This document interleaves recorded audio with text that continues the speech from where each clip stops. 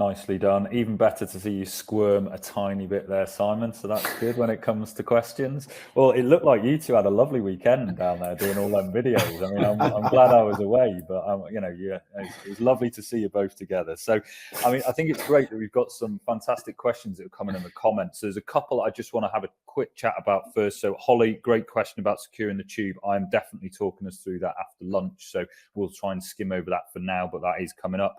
Harry, hopefully I quizzed Simon enough to answer that question that you put on there. But I think there's a couple of things on there that are definitely worth us talking about. So William Seymour put on there around, does VL improve mortality outcomes, and what is the time to tube difference in VL versus DL? So anything you can tell us about that, boys? I think there's certainly a big debate, isn't there, about the outcomes, or there has historically been over the last 10 years or so, about the outcomes with VL and DL. And I think until fairly recently, you could probably find literature which would support either practice. And that probably reflects the fact that the binmen are outside, and you can probably hear that. No, that probably reflects... Wow, okay, that's odd. Things are reflecting the literature, but fine. It probably reflects the fact that systems, experience, kit is hugely variable. But certainly my impression of the literature is normally focused on first pass success rather than mortality. Now, we use that as a step to then extrapolate to mortality, because we know that first pass success is associated with a decrease in mortality. And I think there's a fair amount of evidence there to support that. So is there a very good paper out there that then talks about VL versus DL being a mortality benefit? Not that I'm aware of or can think of off on the spot. So that was that. You also asked about time to tube, I think, or William did. Yeah. And that's interesting, because my understanding of the literature is that the time is probably slightly longer using video laryngoscopy. We're talking about a few seconds. However, if we're talking about that, then we're also talking about a decreased first pass success associated with direct laryngoscopy. When you add them all in, you can see the bias that I've got here. I would say that video laryngoscopy would seem to have a bit of a benefit. But I think, sorry, I'll be quiet in a second. I think the biggest part of this is really the engagement of the whole team, though, isn't it? And it is so important that it's not just about operator one, operator two.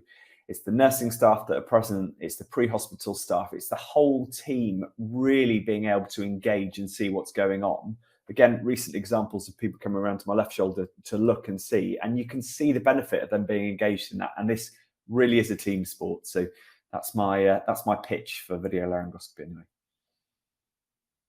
Yeah, very nice. Thank you. James, a question for you, I guess. I mean, in terms of preparation, stuff like that, your crews that are on scene prior to HEMS arriving, and I guess, for all of us, we've got different involvements in this, but like nurses, prepping patients prior to RSI and the ED and stuff like that. What sort of things should the crews, nurses be preparing for? What can they do, whilst there's the other bits and bobs going on, so the pre-oxygenation, the preparing of the drugs? What sort of things should they be looking to achieve?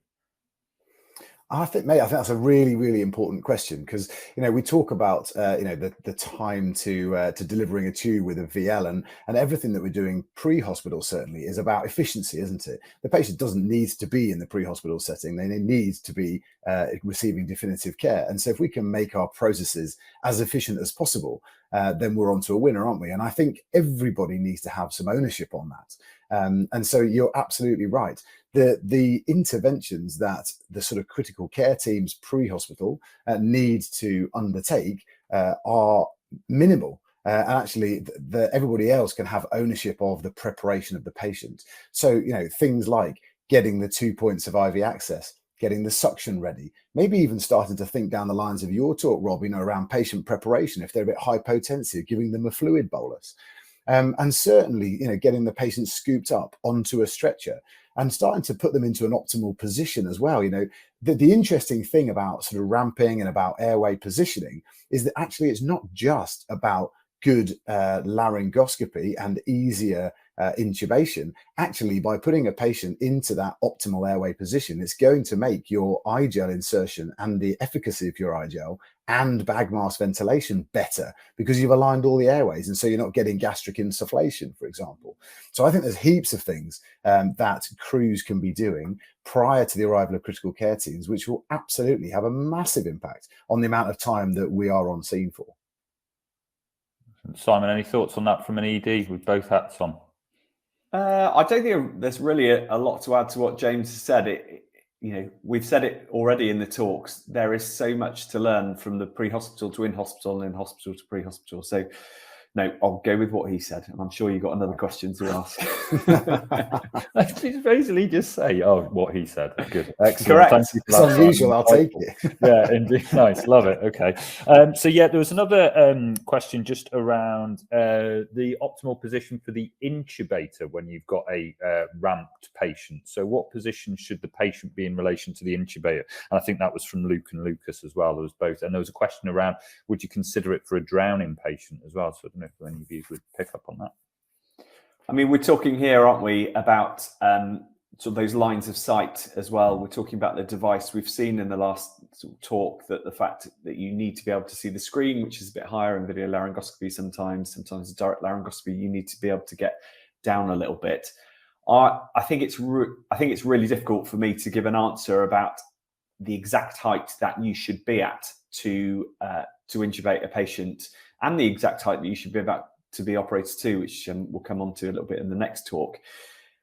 I think there are definite no's though, and when you're sort of looking at the position that you're going to have that patient in, you don't want to be reaching too high and you don't want to be reaching too low. And I think for me, a position of comfort, not on tiptoes and not sort of thinking, should I be kneeling, should I be standing? It is just that position of comfort and ease of using sort of arms to their sort of maximum effect.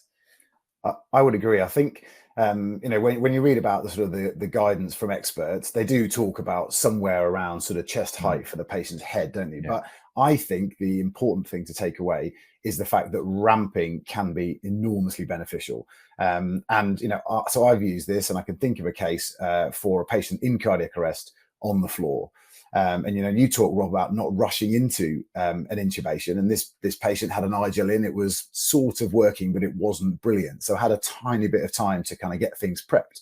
And I remember, scooping up cushions off the sofa and finding bits of bedding and all sorts of things to really get this patient ramped up as well as I possibly could, was bracing myself for a horrendous intubation, and then just sort of managed to deliver a grade 1 tube, and I was sort of slightly surprised myself.